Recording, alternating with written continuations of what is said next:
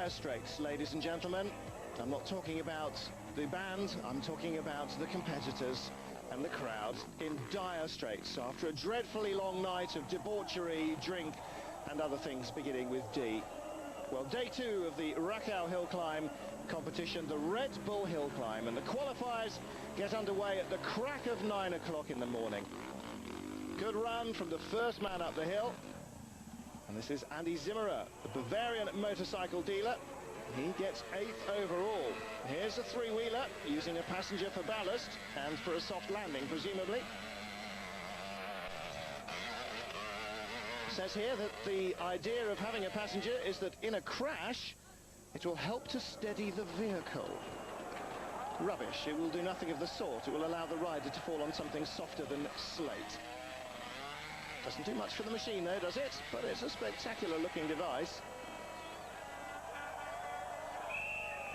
Crowd awake now, on their feet. Sadly the marshal's looking a little bit more jaded.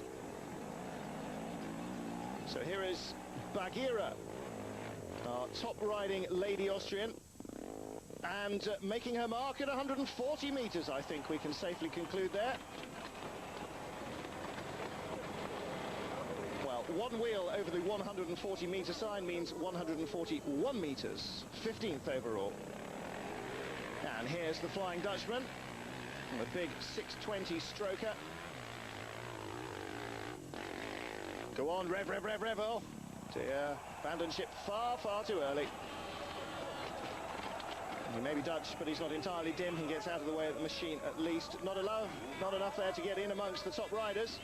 He hits the fatal flick and then runs.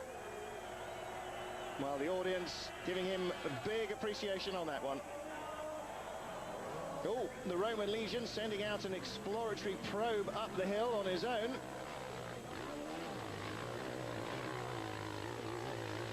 Not doing a bad job so far. I don't think the Goths, the Visigoths, or indeed the Huns will be too worried by that run.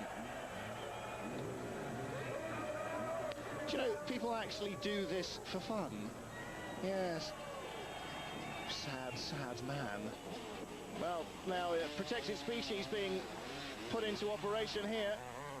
This giant panda from the Vienna Zoo had a motorcycle inserted into it surgically. As you can see, this attempt at creating a new species not wildly successful. And this is an attempt at making sure that 3 Austrians don't contribute to the continuation of the species. That perhaps a little better. Beam me up, Scotty. Oh dear. Clearly, space technology in Austria yet to reach the level of throwing things up in the air. Well, here's a trials rider on a trials machine. You would think he might stand a chance here, but if he stopped messing about hopping up and down and continued to concentrate on the hill, he might have got further than the 130 metres, the 427-foot mark. Vital, vital refreshments for the top of the hill there.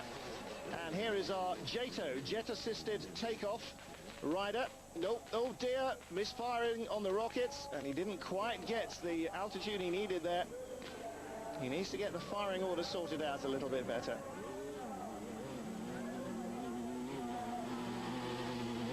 Oh, determination here. Over 130. Off! Ouch! And 150, 195, 226, 247, 276 pounds and 33 pence worth of damage there. Here is our man with the best record for not going very far, and he now doesn't even get off the start ramp when the engine dies. Well, he does get a record for his troubles. He got 4 metres. Well, now this, as you can see, is a VW Beetle Jeep combination, and during the lunch break, it shows how far you can go if you have the faintest idea of what you're doing.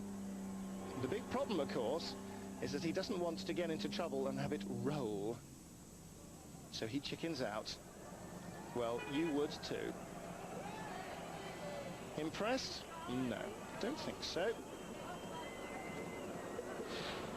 Well, he got 105 meters up the hill, and just at the part of the course where it suddenly snaps into a 45-degree angle. And his big question, of course, is will he get it back down safely? The crowd hope not. He hopes so. Well, here is a good way for father and daughter to spend the weekend. I don't recommend it, but obviously it's big in Bavaria. And the gallant father using his daughter as the cushion on the back, so that when he falls off, he's got something nice and soft to land on. Here's another group effort. The white helmet, it ain't. And I'm afraid the big 1300 four-cylinder engine just couldn't cope with two Austrian loonies. Let's look at some more serious attacks on the hill now. This really is a very committed effort and gets good results. Over 140 meters there. Shame he couldn't hold on to the machine. It's a Husaberg, that's Swedish metal. Sorry, that's Swedish scrap metal.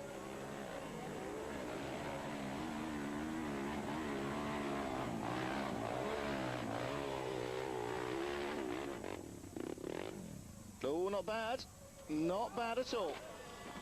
And this year's successful riders are starting to open up the trench at the 130-meter mark, and is now slightly more passable. So we're seeing a few more 140-meter runs. 140 in the last couple of years really has been the holy grail, but another good run. Excellent. Well past 140. That's 145. Peter Jöbstel, the practice round winner then, 145.5 meters. Don't forget that extra foot and a bit. 477 foot 7 inches. Well, that gets him 5th overall. Now let's have a few of the French prototype riders from the Monte Impossible. Well, if their Monte is Impossible, then I don't know quite what the French for even worse than impossible is. Probably something unpronounceable, as he was just mouthing there as the motorcycle decided to use him as a short route down. And now it moves into self-destruct cycle. Well, that was David Claras, 3rd in the specials, and here again are our Western pioneers. Well, we seem to have a little difference of opinion as to which direction away from the hill they're taking. Cookie is coming up from behind with the barbecue. And the marshals are well impressed by that run as well. Now Bagheera coming again. In fact, not yet. This is a slightly more sensible option. And the big tanks really helping with that front end. Oh! Close to 150s. It's 149.5. 3rd overall and best placed four-stroker there. 490 feet. This is Peter Zipper Donitshuber. Last year's winner. Can he do it again? Still going? No, he's run out of steam. Well, the four-stroker made 5 feet further up, so he goes into 4th place, last year's winner. Well, he'll be disappointed with that.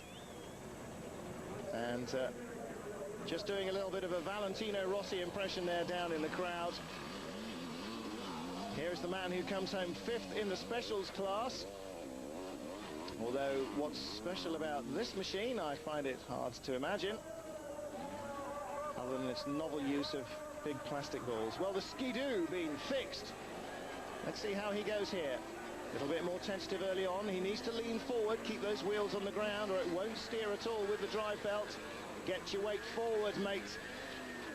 Well, 100 horsepower, he's got the power to go up. Go on. Give it a big handful. Don't girly out now, keep going. Dear, oh dear, look, he's trying to get it back down without destroying the thing again. 120 meters. But he's really now suffering the effects of gravity, and off. Away it goes, finally making its own bid for freedom. And the skidoo will be a skidoo less than it did before in a moment or two. Rolling itself into a little sausage-shaped mess. And they love that, don't they? The more expensive the destruction, the more they like it.